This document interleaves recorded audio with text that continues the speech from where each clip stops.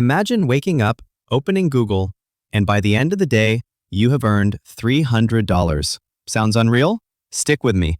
I will show you how simple Google searches can turn into real money, especially for anyone in the USA looking for flexible work-from-home options. Businesses, bloggers, and marketers need research every single day.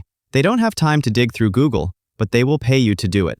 By offering search services like finding competitors, trending topics, or product comparisons, you can charge $50 to $150 per project. Platforms like Fiverr and Upwork are full of clients ready to pay for this. The key is presentation. Don't just copy-paste results. Organize them into clean reports or spreadsheets. For example, if a client wants the top 20 fitness blogs in the USA, you Google, compile, and deliver. Do 2 or 3 of these projects a day, and you are easily hitting that $300 mark. Want to scale faster? Use Google searches to spot trending products, then promote them through affiliate marketing. Every sale earns you a commission, and once you find the right niche, your income multiplies.